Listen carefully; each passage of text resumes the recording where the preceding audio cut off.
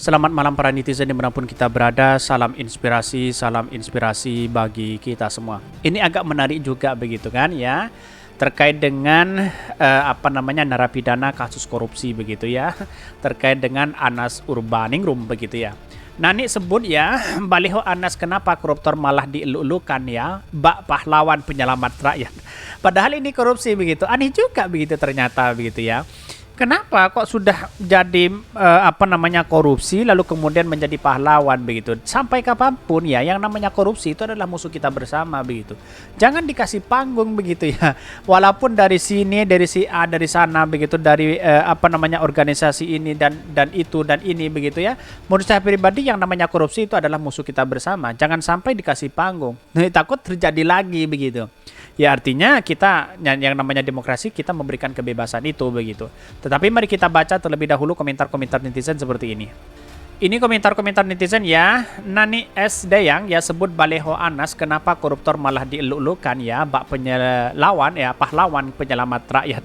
Ya tapi aneh juga kenapa begitu ya. Kok katanya kalau Anas Urbaningrum menjadi A menjadi B akan bongkar si ini akan bongkar si itu di mana begitu ya. Ini sakitnya bisa mau nyuri panggung dan mengacaukan koalisi perubahan ya. Simbiosis mutualisme ya, koruptor ya Anas Urbaningrum berkoalisi sama lawan-lawan Anis. Ya bisa saja begitu. Karena kalau dia punya niat itikat yang baik, ya ingin memperbaiki karir ya setidaknya jangan ikut-ikutan itu begitu.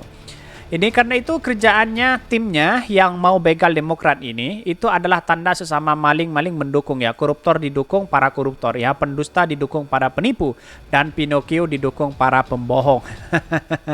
Apa segera terjawab siapa yang memenjarakan Anas? Ini yang menjadi cikal bakal bahwa apakah benar Anas Urbaningrum akan membongkar semuanya? Bukankah di persidangan sudah dibongkar habis-habisan begitu ya? Tapi Pak SBY tidak terbukti sama sekali begitu.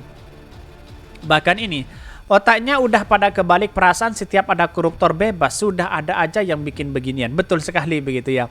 Tuh olah tetangga yang berusaha bikin shock ya. Terapi ini ada pro dan kontra begitu ya.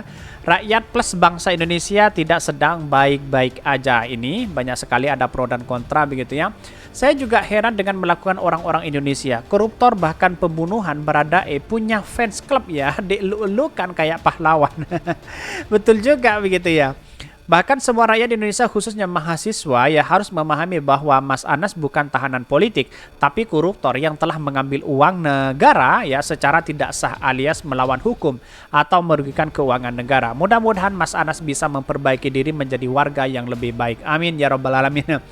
Tapi kenapa katanya 1.000 orang akan 1 juta orang akan yang menyambut keluarnya Anas Urbaningrum begitu. Tapi tahunya yang namanya korupsi itu adalah musuh kita bersama begitu. Bayangkan ya, pakai akal secara sehat aja begitu ya. Ini kerjaan buzzer lah mau hajar Demokrat setelah Nasdem mau digebukin galak ya. Menteri Nasdem juga dibidik ya sekarang Demokrat ya. Mau udah ancang-ancang. Anas sengaja dikasih karpet merah jadi senjata untuk hajar Demokrat dari sisi lain ya selain begal partai. Rapatkan barisan. Ini pro dan kontra begitu. Pahlawan untuk penyelamat sebagian orang. Ini bahkan menurut saya pribadi kalau yang namanya korupsi ya itu loh ya kita harus penjara begitu. Yang namanya maling koruptor ya, maling uang negara begitu, uang rakyat diambil di situ ya mau tidak mau kita harus dihukum di situ begitu. Tetapi mari kita baca terlebih dahulu beritanya seperti ini. Ini beritanya ini agak menarik begitu kan. Nani S. Dayang ya menyebutkan baliho Anas karena kenapa koruptor malah dielu-elukan ya bak pahlawan penyelamat rakyat. Betul juga begitu ya. Ini dikutip dari Demokrasi ya, Nani S. Dayang baliho Anas, kenapa koruptor malah dielu-elukan ya. Bahkan ini disebutkan dalam catatan Nani S. Dayang ya, saya bukan pendukung Demokrat, bahkan saya sering ya dibully oleh Demokrat. Tetapi kok saya lihat Demokrat dikeroyok kemana-mana, jadi ya kanan kiri, jadi kasihan Pak SBY dan anak-anaknya. Bahkan Pak SBY ya harus menghadapi Muldoko CS dan juga harus menghadapi Anas Urbaningrum yang keluar penjara dan kini dielu-elukan kayak pahlawan. Saya heran kok bisa Anas ya, yang mantan koruptor itu wajahnya ada di baliho gede-gede di jalan alternatif Cibubur menuju Cikias rumah Pak SBY. Seperti kesatria yang akan jadi penyelamat rakyat dan bangsa Indonesia. Betul juga begitu ya. Yang namanya mantan korupsi, yang namanya mantan koruptor sampai kapanpun itu sudah cacat hukum begitu kan. Cacat di mata rakyat Indonesia begitu ya. Bahkan ya, kok kayak orang hebat banget, seolah semua orang menunggu gebrakannya saat keluar dari penjara. Di media dan medsos dibuat narasi bahwa Anas akan membuka borok-borok keluarga SBY dan memungkinkan ya akan bergabung dengan Muldoko CS ya. Bahkan dia menyebutkan ya bukan di penjara karena bela rakyat, tapi karena korupsi. Rakyat harus melek ya dan tokoh dan jangan amnesia apalagi emporia terhadap berita-berita settingan. Demikian ya Pak Muldoko ya, kan mantan Panglima, tentu ya tentara bintang 4. Kenapa lebih suka mau ambil Demokrat? Kenapa nggak bikin partai sendiri kayak Pak Prabowo yang cuma bintang 3 saja partainya sudah masuk 3 besar. Betul juga begitu ya. Jadi kalau ingin merampas hak rakyat, ingin merampas partai orang, ya ngapain kita harus susah payah melakukan itu begitu. Jadi bukan gentle namanya begitu. Artinya ya orang-orang seperti ini ya memanfaatkan kekuasaan begitu. Jadi kalau Pak Muldoko ingin bersaing secara sehat, buatlah partai baru di situ begitu ya.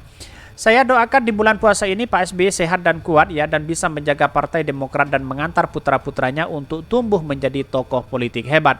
Bahkan ini banyak pro dan kontra begitu kan ya, apa yang disebutkan dalam si Nani Sudaryati itu. Dia sudah mengatakan seperti itu begitu. Jadi artinya selama ini kalau kita menurut saya pribadi adalah bahwa apa yang selama ini dilakukan bagi orang-orang yang korupsi, jangan dikasih panggung siapapun begitu kan. Bahkan balihonya sudah banyak tersebar begitu kan ya. Tunggu saja ini menjadi pahlawan begitu. Di mana letak logikanya, bayangkan begitu kan. Rakyat sudah dibohongi, diambil uangnya kok menjadi pahlawan begitu ya. Saya tidak mendukung siapa-siapa, tapi kami melihat bahwa ya fakta di sosial kita ya, kalau kita telusuri secara detail bahwa yang namanya koruptor, kekerasan itu adalah musuh kita bersama begitu. Ngapain masih kita diberikan panggung sana sini begitu. Toh walaupun diberikan panggung ya, rakyat tidak mungkin percaya begitu kan. Karena sudah korupsi begitu kan. Sama dengan Roma Hurmuzi sudah berada di P3 begitu kan ya. Jadi orang enggan untuk melihat itu begitu. Ya, sebesar apapun ya, lalu kemudian memperbaiki apapun citranya, kalau didasari dengan yang awalnya korupsi, maka itu ada dicap sebagai korupsi begitu. Bayangkan aja, buktikan aja nanti apa yang dilakukan oleh Anas Urbaningrum selama dia sudah keluar begitu kan. Ataukah gabung ke pemerintahan Jokowi atau apa begitu kan. Dia walaupun bergabung kepada apapun sudah tidak terpercaya lagi begitu kan ya. Karena apa? Karena di satu sisi ya masyarakat sudah tahu siapa Anas Urbaningrum begitu. Jadi rekam jejak itu sangat penting sekali begitu kan. Tidak hanya ya sekedar menjadi tontonan begitu sana sini begitu. Saya kira-kira seperti itu begitu.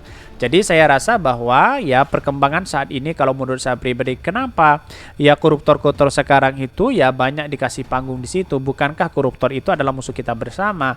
Bagaimana kalau dia mengulangi lagi begitu kan? Kesempatan itu ya karena memang diberikan kesempatan begitu. Korupsi itu karena memang ada kesempatan di situ begitu.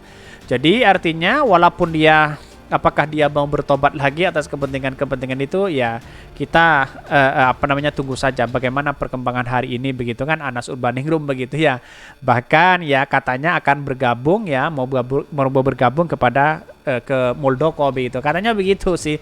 Tapi melihat situasi dan kondisinya saya rasa tidak memungkinkan itu. Kalau ingin citranya baik ya jangan ikut partai dulu ya, perbaiki diri pribadi ya, bagaimana pencitraan itu akan diterima oleh masyarakat setidaknya dari tetangga kita. Kira-kira seperti itu begitu. Mungkin itu yang kami sampaikan. Tonton terus channel Hodari Podcast Rakyat ini karena ada berita-berita menarik dan viral setiap harinya. Salam para netizen, salam inspirasi bagi kita semua. Jangan lupa di subscribe channel YouTube Hodari Podcast Rakyat ini.